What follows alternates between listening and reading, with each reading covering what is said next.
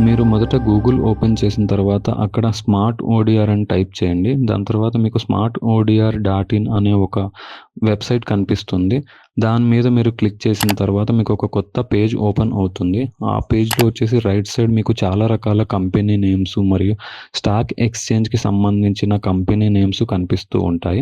దానికి exact left సైడ్లో మీకు లాగిన్ ఇన్వెస్టర్ అనే ఒక ఆప్షన్ కనిపిస్తూ ఉంటుంది. అందులో మీరు లాగిన్ అవ్వాలి అనుకుంటే క్రియేట్ వన్ హియర్ మీద క్లిక్ చేయండి. అప్పుడు మీకు ఇన్వెస్టర్ రిజిస్ట్రేషన్ అనే పేజ్ కనిపిస్తుంది. అందులో మీకు 9 నుంచి 10 రకాల కాలమ్స్ ఉంటాయి. అందులో మీరు మీ యొక్క పర్సనల్ డీటెయిల్స్ని ఇచ్చి లాగిన్ అవ్వడానికి కింద I agree smart ODR terms and conditions అనే బాక్స్ మీద క్లిక్ చేసి కింద ఉన్న ప్రొసీడ్ ఆప్షన్ని క్లిక్ చేయవలసి ఉంటుంది. దాని తర్వాత మీకు ఒక డౌన్లోడ్ పీడిఎఫ్ అనే కొత్త పేజ్ ఓపెన్ అవుతుంది. ఆ పీడిఎఫ్ అంతా చదువుకున్న తర్వాత యాక్సెప్టెన్స్ ఇవ్వాల్సి ఉంటుంది.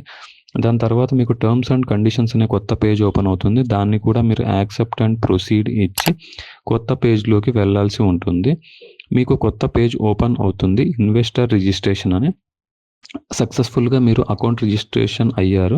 మీ యొక్క ఈమెయిల్తో కూడా వెరిఫై చేసుకోవచ్చు అని ఇక్కడ check your email verification account అని ఉంటుంది. దాని తర్వాత మీరు మళ్ళీ లాగిన్ హియర్ మీద క్లిక్ చేసి మళ్ళీ లాగిన్ అవ్వాల్సి ఉంటుంది. అప్పుడు మీకు ఫైల్ ఏ డిస్ప్యూట్ స్మార్ట్ డోర్ అని ఒక ఆప్షన్ కనిపిస్తుంది. అక్కడ మీకు 5 రకాల ఆప్షన్స్ ఉంటాయి. అందులో లెఫ్ట్ సైడ్ వచ్చేసి మీకు డిస్ప్యూట్ హిస్టరీ, దాని కింద వచ్చేసి మీకు ఫైల్ ఏ న్యూ డిస్ప్యూట్ అని ఒక ఆప్షన్ కనిపిస్తూ ఉంటుంది. మీరు ఏదైనా కొత్త డిస్ప్యూట్ని ఇవ్వాలి అనుకుంటే మాత్రం ఫైల్ ఏ న్యూ డిస్ప్యూట్ మీద క్లిక్ చేయవలసి ఉంటుంది. అప్పుడు మీకు ఒక కొత్త పేజ్ ఓపెన్ అవుతుంది.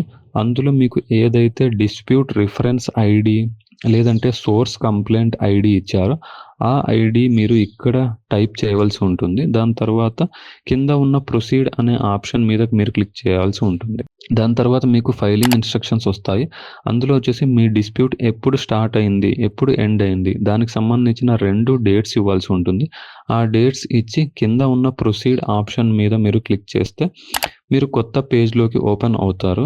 అప్పుడు డిస్ప్యూట్ ఫైలింగ్ ఇన్స్ట్రక్షన్స్లో మీ కేస్ లేదా మీ వివాదానికి సంబంధించిన డాక్యుమెంట్స్ ఏవైతే ఉన్నాయో అవి ఇక్కడ అప్లోడ్ ఫైల్ మీద క్లిక్ చేసి సబ్మిట్ చేయవలసి ఉంటుంది.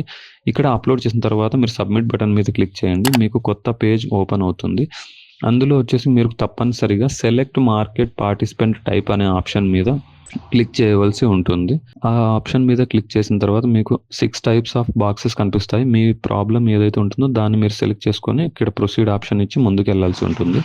ఫైల్ ఏ డిస్ప్యూట్ డీటెయిల్స్ ఇచ్చిన తర్వాత మీకు అందులోనే మోడ్ ఆఫ్ హ్యాండిలింగ్ సెక్యూరిటీ అని ఒకటి, డిఈఎంఏటి అనే 2 ఆప్షన్స్ కనిపిస్తాయి.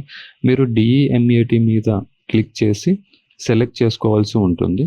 అది సెలెక్ట్ చేసుకున్న తర్వాత ప్రొసీడ్ చేయవలసి ఉంటుంది. అప్పుడు మీకు డిస్ప్యూట్ ప్రివ్యూ కనిపిస్తుంది. మీరు ఏదైతే డిస్ప్యూట్కి సంబంధించిన డీటెయిల్స్ లాగిన్ క్రెడెన్షియల్స్ టైంలో ఇచ్చి ఉన్నారో ఆ డీటెయిల్స్ మరియు ఆ యొక్క ఇన్ఫర్మేషన్ అంతా సరిగ్గా ఉందో లేదో మీరు ఒకసారి చెక్ చేసుకొని అక్కడే మీరు కింద ఉన్న ప్రొసీడ్ బటన్ మీద క్లిక్ చేయండి.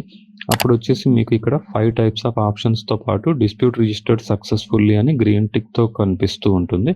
ఇంకా మీ అకౌంట్ సక్సెస్ఫుల్గా కంప్లీట్ అయినట్లు అర్థం.